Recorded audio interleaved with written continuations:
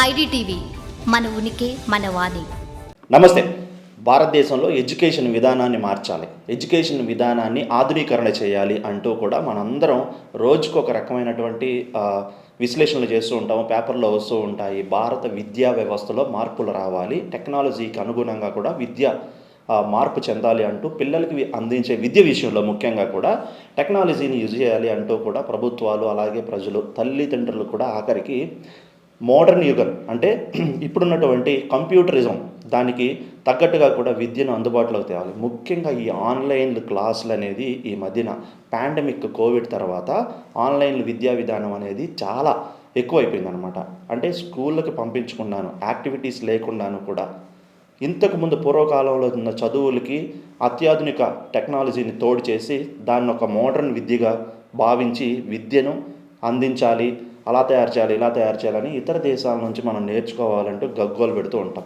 కానీ స్వీడన్లో దానికి విరుద్ధంగా కూడా అక్కడ పిల్లలకు టెక్నాలజీ కంప్యూటర్ ఎడ్యుకేషన్ని క్యాన్సిల్ చేసింది. అంటే ల్యాప్టాప్స్, ఇంతకు ముందులాగా డిజిటల్ బోర్డ్స్లో పాఠాలు చెప్పడము, పుస్తకాలు లేకుండా కూడా ఇప్పటి వరకు కూడా మోడర్న్ ఆధునిక అంటే ఇప్పుడున్నటువంటి టెక్నాలజీని యూజ్ చేసుకొని కంప్యూటర్లు, బోర్డ్స్లు కూడా డిజిటల్ బోర్డ్స్ ఏదైనా సరే మీకు కంప్యూటర్లోనే ఎడ్యుకేషన్ని నేర్పిస్తూ వచ్చింది. కానీ స్వీడన్ తర్వాత తన తప్పును గ్రహించి ఇప్పుడు ఏం చేసిందో తెలుసా, తిరిగి మళ్ళా పాత విధానానికే ఆమోదం తెలిపింది. అవును, స్వీడన్ ప్రభుత్వం ఇప్పుడు ఒక సంచలన నిర్ణయం తీసుకుంది. తమ దేశంలోని పిల్లలు ఈ మోడర్న్ టెక్నాలజీ విద్యకు, ఆన్లైన్ విద్యకు బానిసలైపోతున్నారు. మీరు విన్నది నిజమే.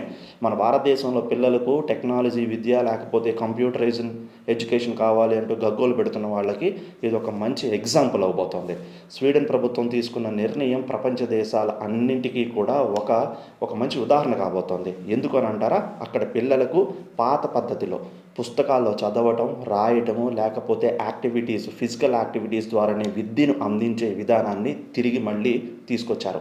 కంప్యూటర్స్, డిజిటల్ బోర్డ్స్ ఏదైతే ఇప్పుడు మనం అందరం టెక్నాలజీ, మోడర్న్ ఎడ్యుకేషన్ అని అనుకుంటున్నామో దానికి స్వస్తి పలికారు. ఎందుకో తెలుసా, పిల్లల్లో మానసికంగా ఐడియాలజీ చచ్చిపోతుందంట. వాళ్ళు ఆలోచించే విధానం కూడా ప్రతిదీ కూడా కంప్యూటర్ మీద ఆధారపడాల్సి వస్తుంది.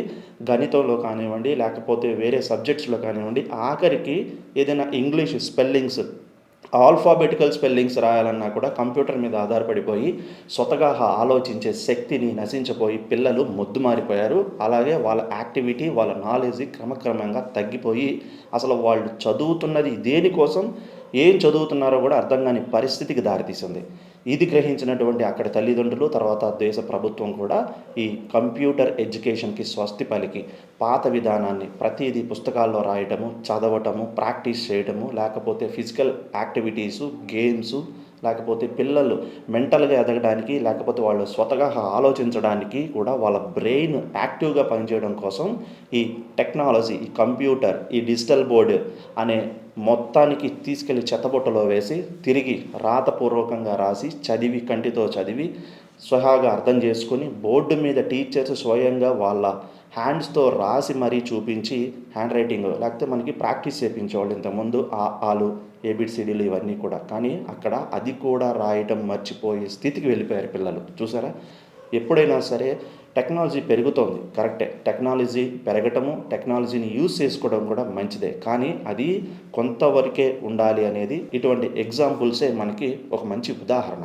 ఎడ్యుకేషన్ విషయంలోనే ఇంత పెద్ద నిర్ణయం తీసుకున్న స్వీడన్ ప్రభుత్వమే స్వయంగా తమ పిల్లలకు ఈ టెక్నాలజీ, డిజిటల్ బోర్డు లేకపోతే కంప్యూటర్ విద్యను పక్కన పెట్టి పాత విధానాన్ని అవలంబిస్తూ ఉంటే మరి భారతదేశంలో పిల్లలకు టెక్నాలజీ విద్య, కంప్యూటర్ ఎడ్యుకేషన్ లేకపోతే డిజిటల్ బోర్డుల్లో పాఠాలు చెప్పడం, ఆన్లైన్ క్లాసుల ద్వారా ఎడ్యుకేషన్ అందించడం అనేది కరెక్టేనా కాదా ఆలోచించండి ఒకసారి.